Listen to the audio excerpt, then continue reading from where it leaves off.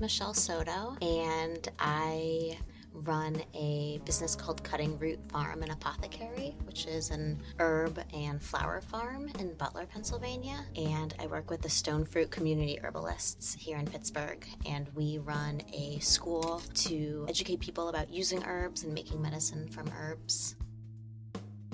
And so we have kind of raised a really wonderful community of herbalists in Pittsburgh. People that have graduated our school, they run community herb gardens, or they have, an herbal products company. Some people have written kids' books for herbs, and they just do so many different things in Pittsburgh now. And so it's been really special we planted a community garden together, and so we harvest that throughout the year. And we have discussions on how different things in the world affect our health. I think that we all saw with the COVID pandemic, the world can really change overnight, and we can all change how we do things overnight. A new normal can be made really quickly. And so just trying to think about ways that people have different access to healthcare and what barriers are. It's just been a really amazing community to be a part of, because so many people have come through with so many different life experiences. And, even though I work a lot with plants, working with people is really a lot where the magic happens, Seeing people interact with teas or with each other has been really powerful. One of my favorite plants to grow is skullcap, and there's a skullcap that grows here, there's a different skullcap that grows in Arizona, and even though they're very similar plants, they look so different because they've had to make adaptations to grow in different places. And so really discovering what is similar around the world brings me a lot of comfort. When I go on vacation somewhere and I see dandelions growing, I'm like, oh, okay, I feel comfortable now.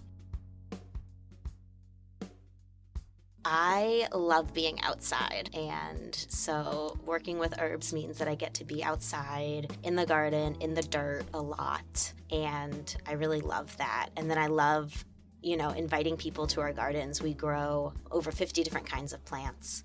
When people use herbs, a lot of the time people are buying, boxed tea or capsules. They're not working directly with a whole plant. Introducing people to a plant that's really helped them and having them see the plant and smell the plant and kind of work with it has been, I think, one of the best parts.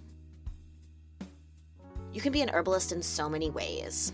I know people that are community herbalists and really offer their services and their knowledge to community members, for free or sliding scale. And those clinics and those people have, made a profound effect, because a lot of people don't have access to healthy nutrition or health care. And so turning to herbs is a way that they can be more in control of their own health and their own lives. You can also be an herbalist by growing herbs and making different products. And some people really like that magic of mixing, kind of like mixing potions when you were a kid. And then we, at Cutting Root, my farm, we really take care to steward the land. And so we've been at our current farm for 9 years, and just being able to take care of these acres of land and interact with the animals there and the birds and all of the plants, and try to help diversify the plants that exist in the forest has been really important to me.